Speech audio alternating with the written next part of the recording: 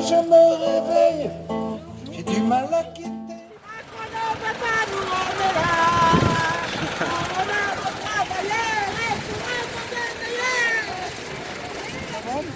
Voilà, et depuis ce jour, on essaie d'obtenir ce qu'on a demandé depuis toujours, qu'on soit reconnu et qu'on puisse arriver à vivre de notre travail. On ne demande pas à gagner des milliers et des cents, on cherche simplement à pouvoir faire vivre une famille.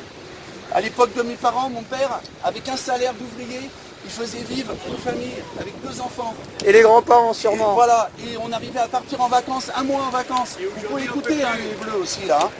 Je ne répéterai pas. Parce qu'à l'époque, on partait en vacances 1 mois, hein, avec un salaire d'ouvrier, une famille entière. Maintenant, c'est plus possible. Donc c'est ça qu'on revendique. On veut juste arriver à vivre mieux et bien, et dignement. Digne des savants, voilà.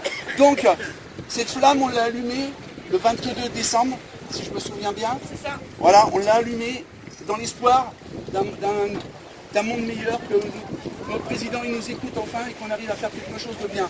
Voilà, malheureusement on est monté à Paris, on a été reçu par Priscilla, qui nous a super bien accueillis, mais M. Macron est resté muet forcément.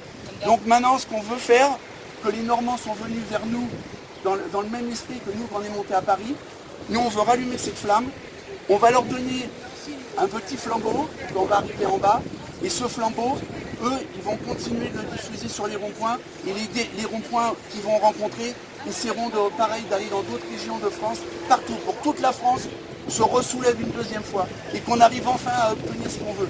Voilà, c'est ça l'idée. Ensemble. Ensemble, voilà. Voilà. Donc on va craquer une petite allumette tous les deux, la Normandie et la Catalogne. Voilà. Et on va rallumer la flamme. Allez.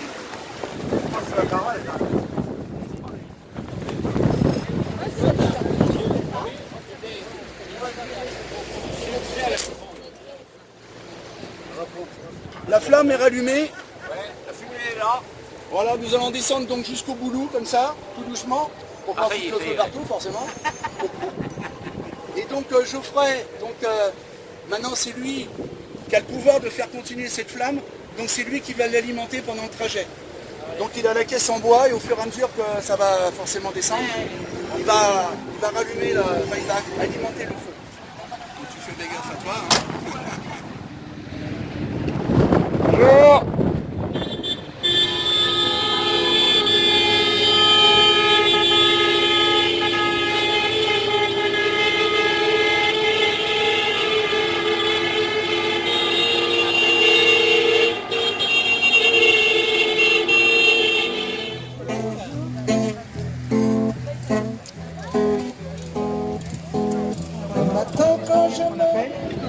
Attention au vent. Voilà, donc on est monté au Pertus avec nos amis normands qui sont descendus de Normandie. Moi je dis franchement chapeau parce que organiser un voyage comme ça c'est pas évident. Toute la, on va dire comment ça s'appelle, l'intendance, l'organisation pour les voitures, pour les hébergements, pour enfin, tout ce qui va avec, hein, la logistique et tout. Donc ils ont fait un truc énorme. Voilà.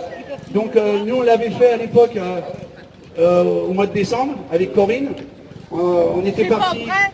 C'est pas vrai, non pas avec toi, mais une autre Corinne, la mienne. Voilà, et avec toute l'équipe, et en fin de compte, si vous voulez, j'ai discuté avec Geoffroy, il m'a dit qu'il avait ressenti la même chose, et en fin de compte, si vous voulez, quand on est passé sur les ronds-points, nous quand on est monté à Paris, tout le monde disait oh, c'est super ce que vous faites et tout ça, mais en fin de compte, on n'a rien fait, on a juste roulé, quoi, c'est tout. On était porté par une vague, la vague des gens qui nous attendaient et qui nous suivaient, donc si vous voulez, on ne pouvait pas arrêter, quoi, c'était... c'est comme le mouvement, on ne peut pas l'arrêter.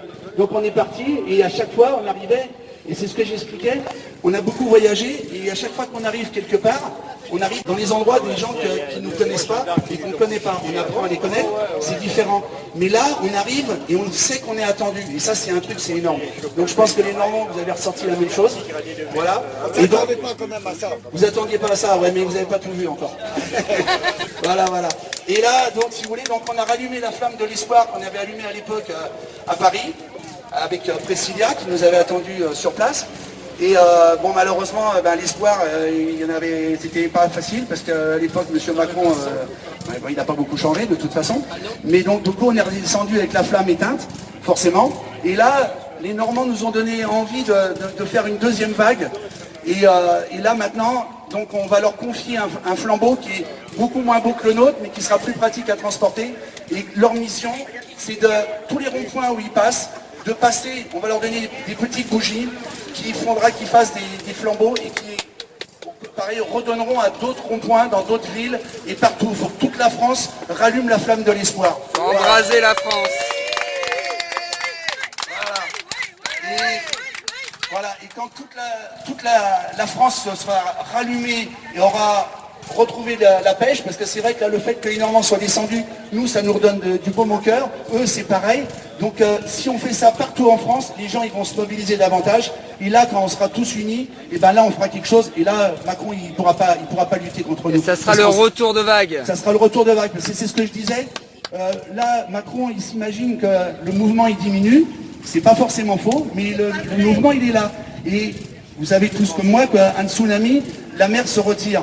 Mais quand elle revient beaucoup plus fort. Et c'est ça qui va se passer. Voilà, et c'est ça qu'on a envie qu'il se passe. Voilà, je vous remercie à tous.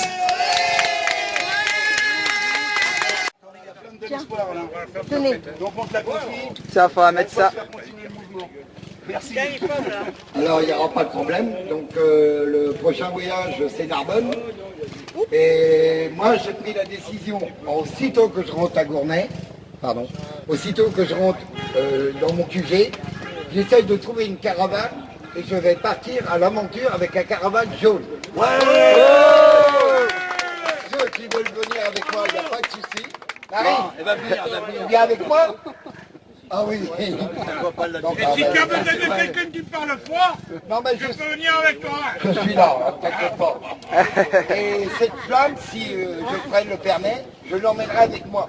Ah oui, mais vous la passez. Ne vous inquiétez pas, je vais en prendre soin. Regardez. Ma femme de Saint-Jean.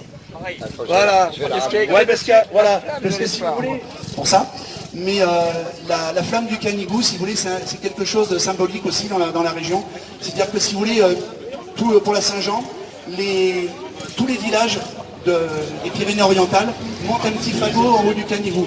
Ils allument le feu et ils redescendent la flamme pour allumer les villages de toute la région.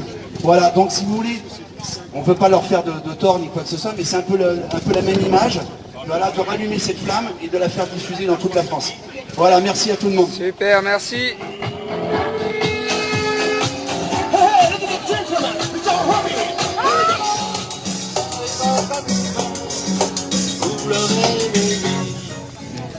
Maladie d'amour, si tu n'aimes que moi, reste tout près de moi. Une larme d'Inès échappée, comme elle est fine et délicate. Elle prit un pied de cochon grillé, et pendant qu'elle mangeait le sien, j'ai fait du pied avec le mien.